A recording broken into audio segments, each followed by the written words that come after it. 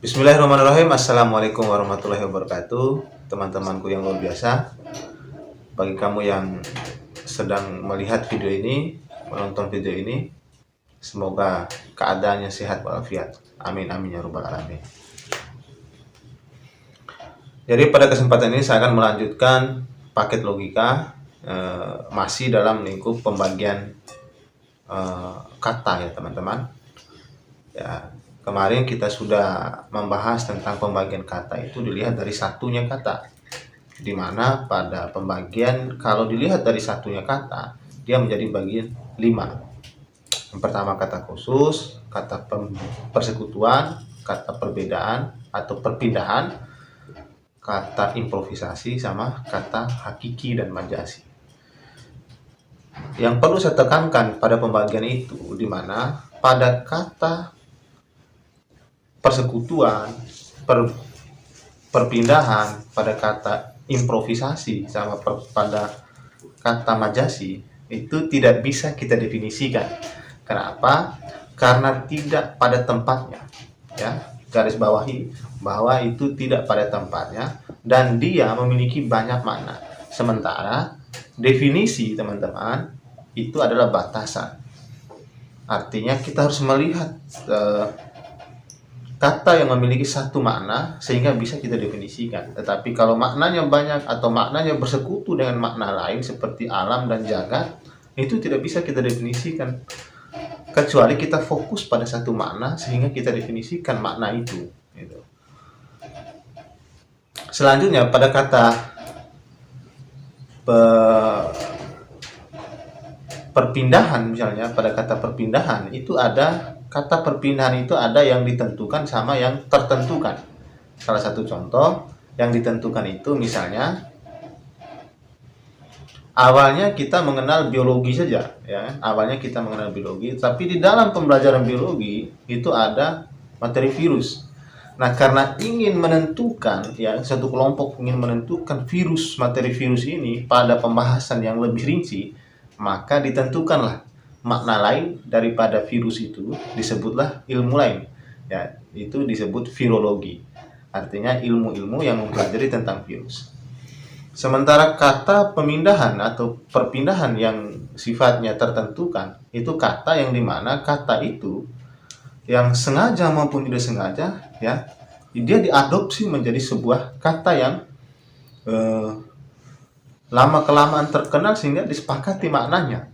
Itu perpindahan itu. Salah satu contoh masih dalam putaran virus. Awalnya virus ini dilihat dari karakternya, dia adalah sesuatu yang cepat menular. Nah, dilekatkanlah pada sesuatu yang cepat menular itu di media sosial. Nah, sekarang kita sebut saja itu viral. Kata viral itu teman-teman asal katanya dari kata virus. Karena karakter virus itu cepat menular, nah viral itu artinya sesuatu yang cepat lagi tersebar. Di Indonesia sekarang, ya, kata viral itu karena sudah dikenal jadi diadopsilah menjadi viral itu. Jadi ketika ada sesuatu berita, ya, yang terupdating, ada satu persoalan sosial atau apalah yang sifatnya cepat sekali tersebar di media sosial, itu kita sebut sebagai viral. Artinya dia cepat, sama karakternya seperti virus. Ini kata yang sebenarnya bukan ditentukan oleh kita, tetapi secara sosial dia secara cepat terkenal. Gitu. Contoh yang kedua misalnya kata tertentukan itu, ya, yang baru-baru ini kata pelakor misalnya. Sebenarnya itu makna lain. Pelakor itu adalah singkatan sebenarnya, tetapi karena sering diucapkan akhirnya dimasukkanlah dalam sebuah kata di mana ketika kita mendengarkan kata pelakor, ya, kita menuju kepada wanita. Artinya perusak laki orang. Itu. Sebenarnya tidak ada, ya, artinya dia itu perpindahan tertentukan. Begitu.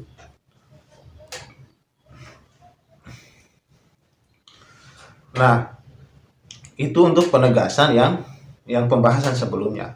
Nah, kita masuk pada pembagian kata yang kedua, di mana ada pembagian kata ini dilihat dari segi berbilangnya. Nah, dilihat dari segi berbilangnya teman-teman, kata ini dibagi menjadi dua, yaitu persamaan sama perbedaan. Persamaan itu, ya, sama seperti dalam istilah bahasa itu adalah sinonim. Sedangkan perbedaan itu makna kata yang katanya memiliki banyak makna atau maknanya memiliki banyak kata. Itu perbedaan. Itu. Semisalnya gunung, rumah, ya kan.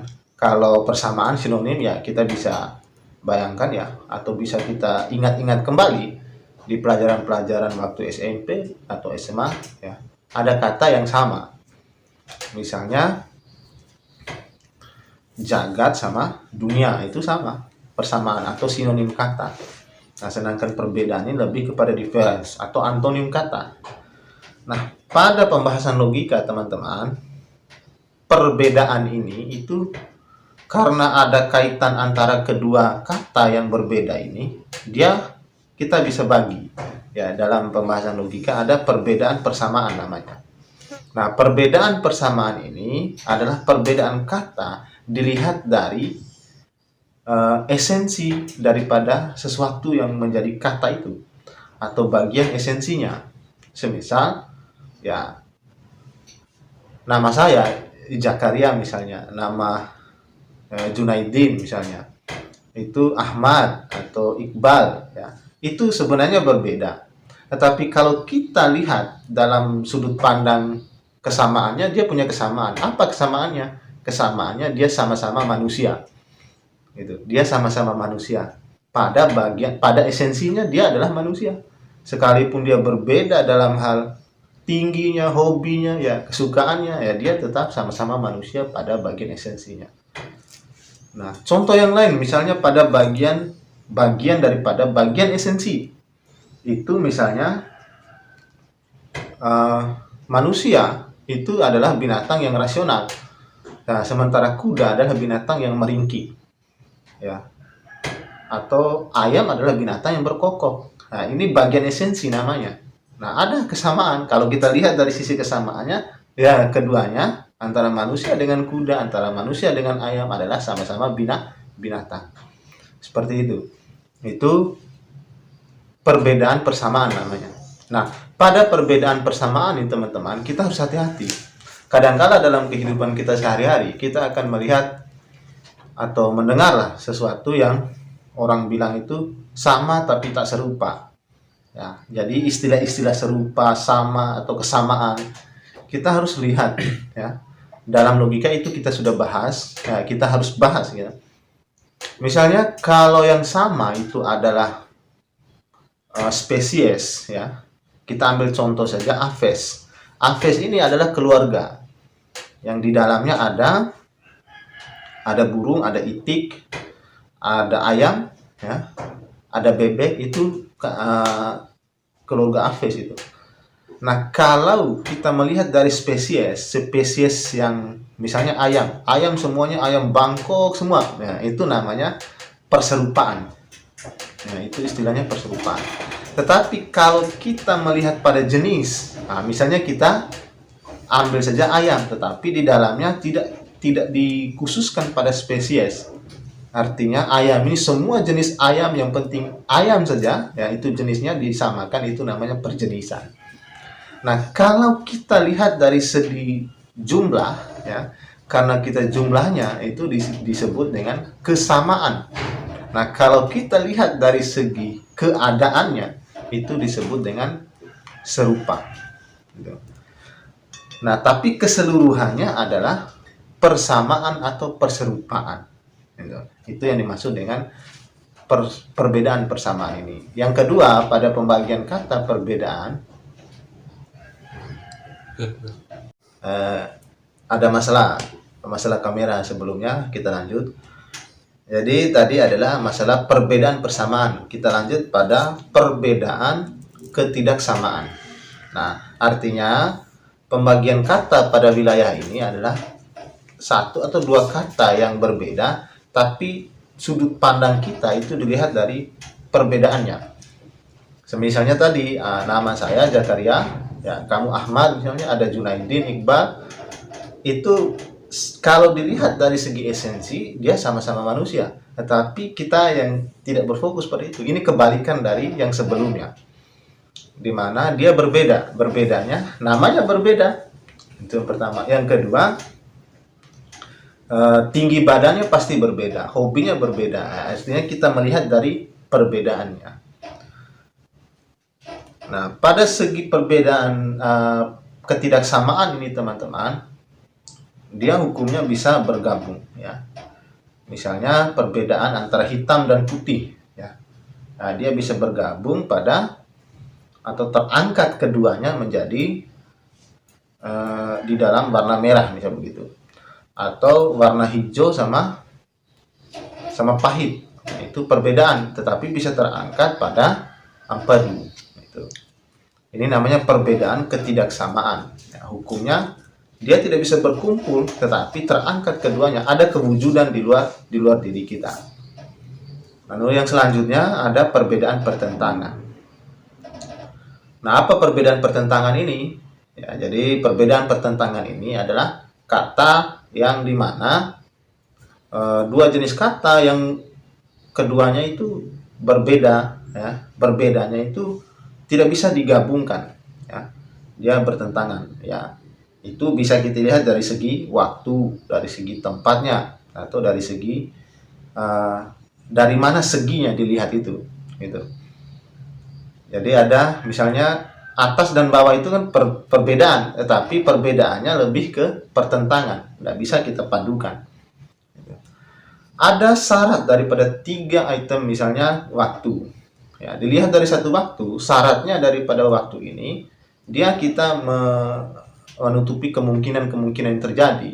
Misalnya Junaidin misalnya itu ada di kelas, ya, ada di kelas dan ada di dalam ruangan misalnya di sekolah pada jam 5 tepat. Nah, Junaidin ada di kelas pada jam 5 tepat. Artinya kemungkinan bisa terjadi bahwa ada pertentangan. Misalnya pertentangan itu pada waktu yang sama Junaidi ada juga di pasar. Nah, ini sesuatu yang bertentangan. Jadi syaratnya tidak boleh seperti itu. Ya. Nah, kalaupun seperti itu yang disebut pertentangan. Nah, kalau pertentangan, maka kita akan berpikir itu adalah kemustahilan. Tidak bisa ada orang yang dalam waktu yang sama itu ada di 2 tempat. Nah, selanjutnya pada segi tempat. Nah, misalnya dari segi tempat ini atas dan bawah, gitu. Itu tempat. Ada posisi masuk dan keluar, itu tempat. Jadi syaratnya kalau berada di atas itu tidak mungkin berada di bawah. Ya, kalau di atas ya di atas, kalau di bawah ya di bawah. Gitu. Yang ketiga dari segi kita melihatnya, misalnya ayah dan anak. Saya misalnya, kalau saya posisinya adalah seorang anak, ya, saya akan melihat ayah ya pada orang atau pada bapak saya. Saya akan menyatakan itu ayah saya. Tetapi kalau ayah yang menyatakan kepada saya, berarti harus dia katakan, ini anak saya. Tidak bisa dia katakan pada saya itu adalah saya, ini adalah bapaknya, tidak bisa. Nah, itu namanya dari segi penglihatannya. Nah, pada perbedaan pertentangan ini teman-teman, jadi karena ada keeratan kedua, ada hubungan antara kata itu, ya, karena ada pertentangan-pertentangan kata yang ada itu, nah, kita bisa membagi, ya.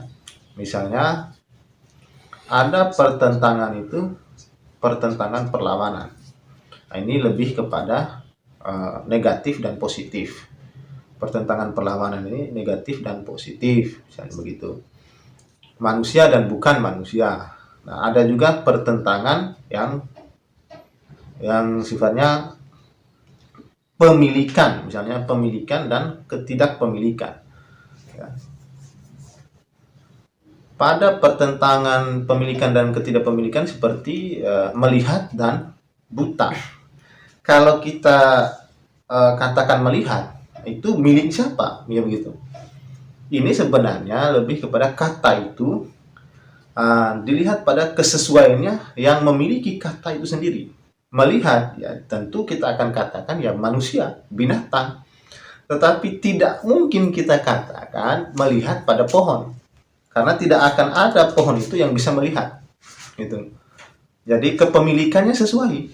Nah, kata buta sendiri itu adalah kemudian. Sebenarnya kewujudan buta itu tidak ada. Tetapi karena fungsi mata tidak mampu melihat, nah, kita sepakati bahwa itu adalah orang buta. Jadi buta dan melihat ini sesuatu yang berlawanan tapi dimiliki oleh manusia. Tetapi makna kata buta itu sendiri tidak memiliki kewujudan di luar diri kita, karena dia itu adalah akibat daripada karena tidak mampu melihat. Nah, itu berdasarkan perlawanan katanya. Tetapi kalau disesuaikan dengan kepemilikan katanya, nah, dia harus dimiliki kepada manusia atau binatang. Nah, ketika kita katakan pohon buta, nah, itu tidak masuk akal, itu tidak logis namanya. Atau pohon melihat pohon, nah, itu juga tidak logis. Nah, jadi secara serentak kita akan merasa itu sesuatu yang konyol, karena tidak mungkin pohon bisa melihat. Nah, apakah ini bisa bergabung atau berkumpul? Nah, dia memang tidak bisa terkumpul, tapi bisa terangkat. Ya tentu, karena kewujudannya ada di luar diri kita. Yang melihat ada. Gitu. Yang selanjutnya ada kata pertentangan itu yang kontras. Ya, contohnya yang kontras itu wanita sama laki-laki, hitam dan putih. Ya, jadi ada 3 syarat pada kata kontras. Pertentangan kontras ini pertentangan yang dimana dia harus datang dan pergi. Ketika ada yang datang, maka ada yang pergi. Dia tidak bisa ada yang pergi baru datang.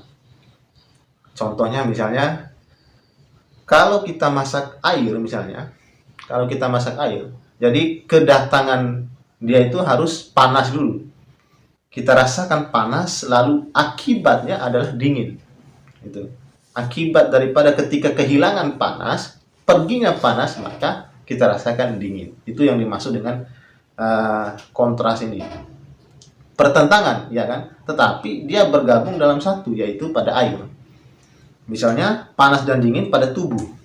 Kita baru bisa merasakan betul-betul dingin itu kalau sebelumnya pernah datang panas. Gitu.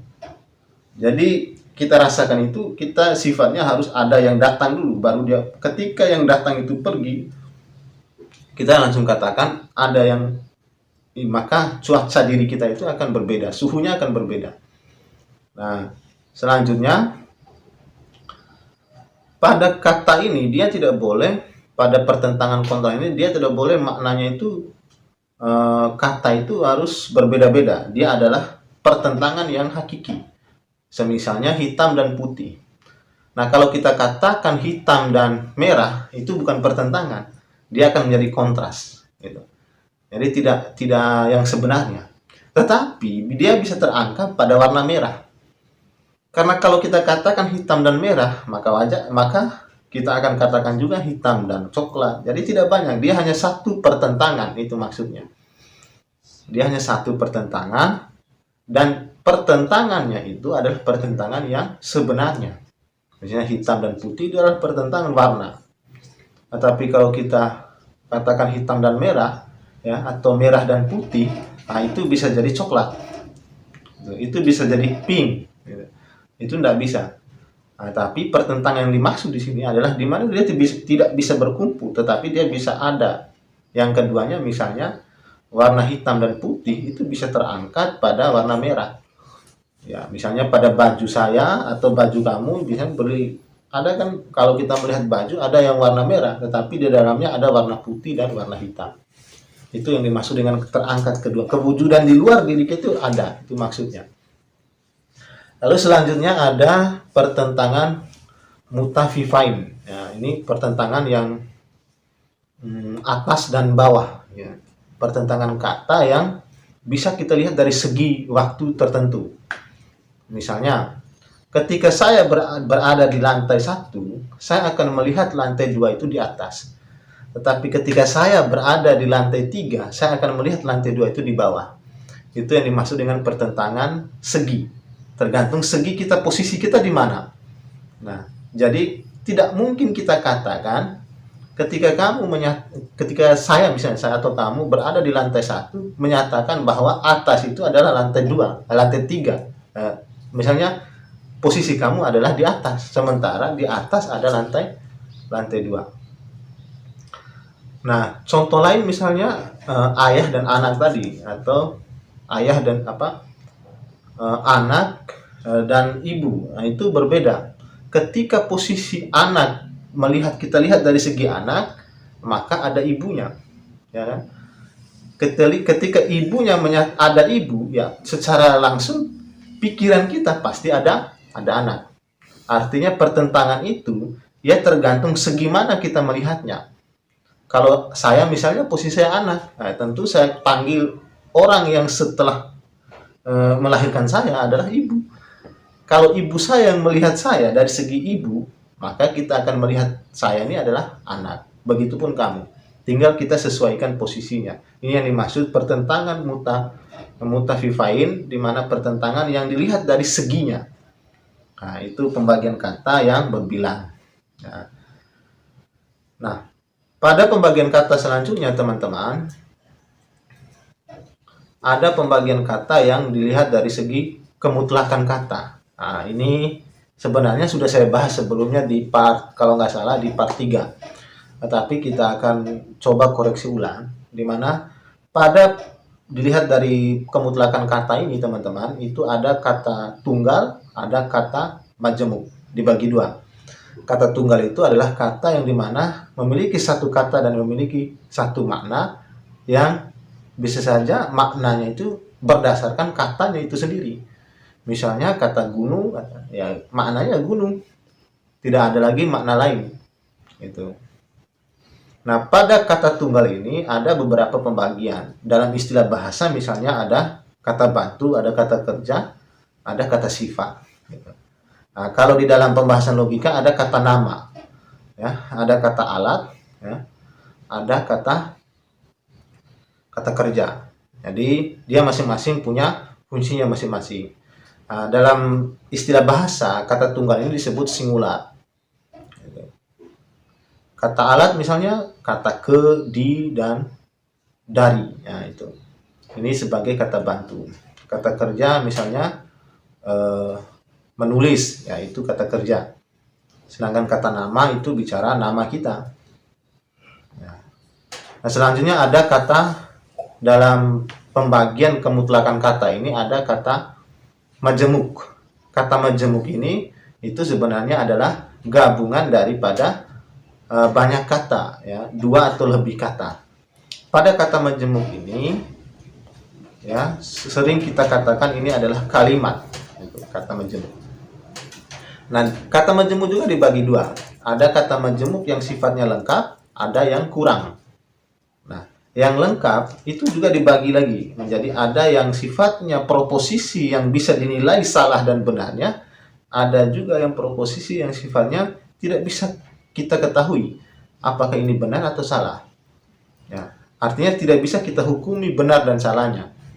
Nah, misalnya pada kata proposisi yang lengkap itu ada misalnya ini buku Budi. Ya, ini mata pelajaran misalnya di SD. Ini buku Budi itu adalah proposisi. Itu lengkap. Nah, yang kurang adalah Budi ke pasar, berhenti di situ. Budi ke pasar. Nah, itu kurang karena belum kita ketahui tujuan Budi ke pasar ini ngapain. Itu maksudnya kata majemuk yang kurang. Atau setiap insan berharga, nah ini masih kurang. Nah, kalau ada kata seperti itu namanya kata kurang, kata majemuk yang masih kurang. Nah, sedangkan yang lengkap, ya dia itu harus sudah finish. Misalnya ini buku Budi, itu maksudnya sudah menghukumi sebuah buku sebagai kepemilikan si Budi namanya. Nah, pada bagian ini teman-teman, ada yang proposisi, ada yang sifatnya keinginan. Misal, kalau proposisinya ini buku Budi, kita ambil contoh 1, nanti bisa kamu sesuaikan saja. Ini buku Budi, berarti dia itu menunjukkan terhukumi benar dan salah. Pada kata, dia sudah menghukumi sebuah buku kepemilikan si Budi. Gitu. Atau seperti yang sudah saya jelaskan sebelumnya, pada proposisi ini itu ada hukum. Ada hukum dalam istilah logika itu ada DHH. Dihukum, hukuman sama hubungan. Ketika kita gabung katanya, dia akan kita bisa yakini benar dan salahnya. Nah, misalnya setengah, ya kan, atau sebagian itu lebih besar dari keseluruhan. Nah, ini sudah pas, jelas kita katakan itu benar. Ini buku budi, berarti buku itu benar adanya adalah kepemilikan budi. Nah, tetapi di luar akal kita harus mengecek kembali benar nggak buku budi. Itu akan berbeda ceritanya. Tetapi kalau dilihat dari segi proposisinya, nah itu akan dilihat pada segi katanya, kata majemuk itu. Nah, yang kedua, ada kata majemuk yang sifatnya keinginan. Misalnya, ambilkan buku saya itu. Atau jagalah kebersihan, ya. Jadi jagalah kebersihan ini berangkat dari keinginan kita untuk memerintahkan orang lain, dalam upaya memerintahkan itu kita untuk menjaga kebersihan. Atau no smoking, jangan merokok. Nah, itu biasa ditemukan di pom bensin. Nah, pada kata ini itu sebenarnya tidak bisa kita hukumi benar dan salahnya, teman-teman. Kenapa? Ya, karena dia ini adalah merupakan hubungan yang tak berhukum. Apa maksudnya hubungan tak berhukum? Ya, ini masuk pada kalimat tanya atau kalimat pernyataan. Dia sekalipun ada hubungan antara kata dengan kata yang lainnya, tapi tidak ada hukum di dalamnya. Nah, pertanyaan selanjutnya, apakah kata majemuk keinginan ini adalah bisa kita hukumi benar dan salah? Ya, itu tidak bisa. Terkecuali kita sudah melihat dua syarat. Misalnya, makna di balik kata itu, di balik kata majemuk itu ada yang salah, atau sifat, atau orang yang mengucapkan keinginan itu atau perintah sesuatu itu tidak sesuai dengan dirinya, itu bisa kita katakan kebohongan. Kebohongan itulah yang kita sebut salah. Tetapi katanya, kata majemuknya itu sendiri tidak bisa dihukumi benar dan salah. Misalnya, saya memerintahkan Junaidin, jangan merokok, sementara saya, ya kan, adalah perokok, misalnya gitu. Nah, ini adalah saya itu sebenarnya lewat kata perintah itu sedang berbohong terhadap diri saya. Kebohongan itulah yang menjadi kesalahan. Tetapi kata perintah yang saya lontarkan itu bukanlah kesalahan. Dia tetap hakiki kata itu sendiri. Nah, jadi kita harus hati-hati. Gitu. Nah, itulah pembagian kata mengenai kemutlakan, ya. Yang sebelumnya kita sudah bahas mengenai berbilangnya, ya. Jadi sudah lengkap, ada 3 pembagian kata dalam pembahasan kata atau lafaz dalam ilmu logika. Semoga bermanfaat. Mari kita belajar. Kalau ada yang tidak dipahami, silakan komen di kolom komentar. Akhir kalam saya ucapkan billahi taufiq wal hidayah. Wassalamualaikum warahmatullahi wabarakatuh. Mari ngopi. Waalaikumsalam warahmatullahi wabarakatuh.